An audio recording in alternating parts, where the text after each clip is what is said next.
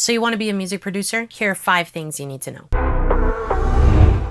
What's up guys, this is Valentina with Bigger Creations, and today we're going over 5 things that I think are absolutely essential for you to know as a music producer.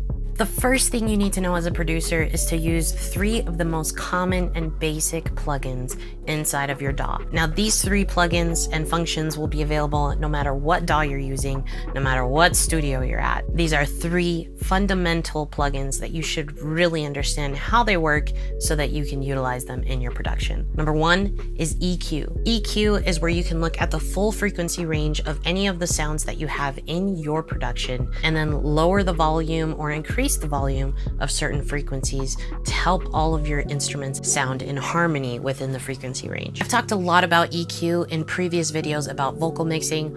I'll leave a link to it in the description. The second plugin in that list is a compressor. You really just need to understand how a compressor works. I have a video about vocal compression, and those same principles apply no matter what you're using a compressor for, whether it's for vocals or something else. So I'll leave a link to that up here as well. But essentially what you're trying to do with compression is decrease the dynamic range so that you have a more consistent volume in your recording or your instrument or your sound. Absolutely essential in the mixing process for a producer. The third plugin I think is absolutely essential for you to use is a limiter. Understanding how a limiter works and how you can use it is going to be essential for your productions. I don't have a specific video about a limiter, but if you want to see that in the future, subscribe, make sure you've got notifications because that will be coming very, very soon. Basically, a limiter can be used to increase the volume of things while still setting a threshold at the top. There are different types of limiters. You can do soft clipping, hard clipping. It's also an essential plugin when it comes to the mastering phase, so I highly recommend understanding how a limiter works and experimenting with it. The second thing that every producer needs to know is how buses work. When I first started producing, I had heard about the term busing. I saw where it was supposed to work in my DAW, but I kind of ignored it because it seemed a little intimidating. It's actually very, very simple. So I'm gonna give you a quick little rundown of what busing is and why you should learn how to use it so that it's not intimidating for you. So you'll see here that I have my vocal. Let me give you a quick preview. Lately I've been running away, looking for a faraway place. Yeah.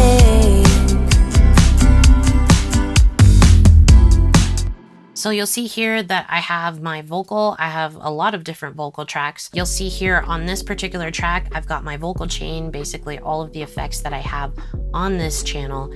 And then you'll see all of these buses, which if they were empty, they would look like this.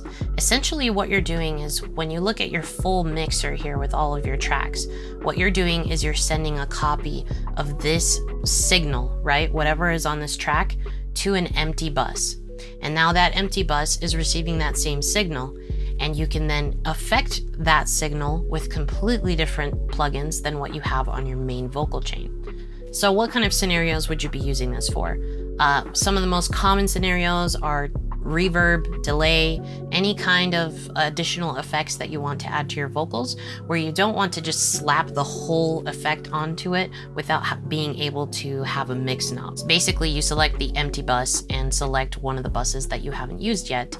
And so in this case, I used all of these buses. Let's use number 5 as an example. So when I click on bus number 5, you can see the effects that I put on that bus. So I have CLA Epic, which is a reverb and delay plugin. I'll leave a link to it in the description if you want to check it out. It's one of my favorite ones, especially for vocals. And then also some EQ to kind of take care of the additional reflections on the higher and lower frequencies of that reverb. If I had this plugin on the main channel, it would be affecting it 100%. Where now, because I have it on a bus, I can actually control it with this volume knob. So I can say, actually, I only want -16 dB of this effect to be running through this channel. So it's a way to have a little bit more control over the effects that you're putting on your tracks. And secondly, you can send multiple tracks to the same bus. So it's a way to simplify your template and where you're routing things, and also a way to save on CPU usage because you're not just duplicating tracks with the same plugins over and over again. You're actually just sending them all to the same set of plugins. So you save some power there too. The third thing I think is completely essential for all producers to know is pitch correction.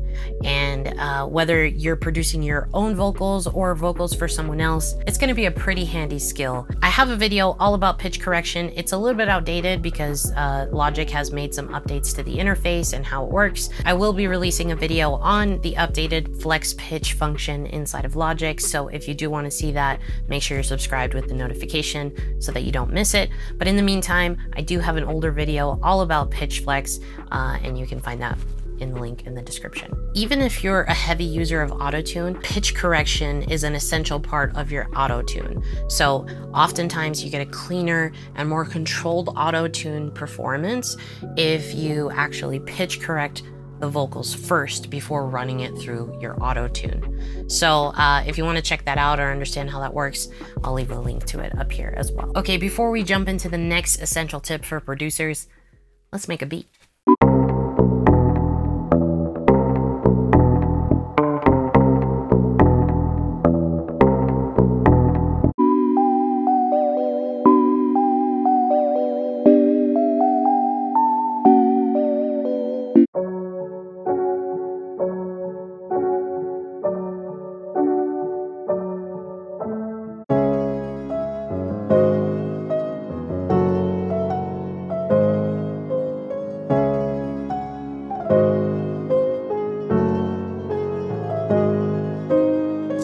Let's chop that one up.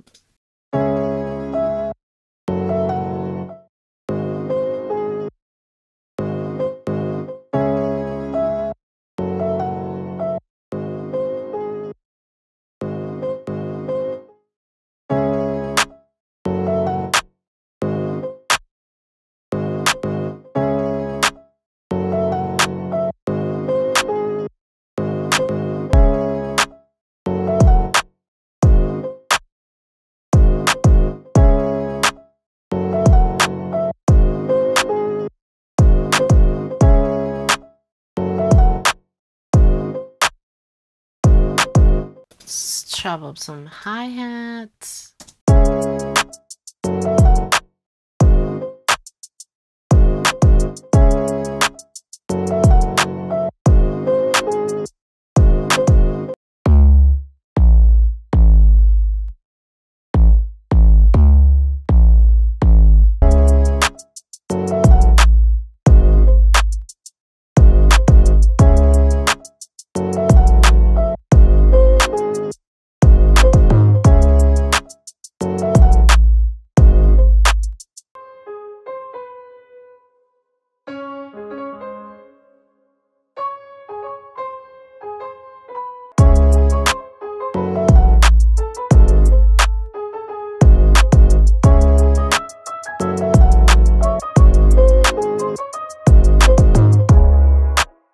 Number 4, the fourth thing that I think is super essential for producers to know this day and age is understanding MIDI functions, specifically the quantize function. Check out the piano roll and look at all of the MIDI functions there. Learn how to quantize, which is basically putting things onto the actual musical grid so that things are in tempo, and understanding how that works so that you can purposely break those rules and add a little bit more swing to your projects. Okay, last but not least, this is probably one of the most important ones and one of the most overlooked ones. Tip number 5, the most essential thing that you should know as a producer is that there is a user manual for your DAW.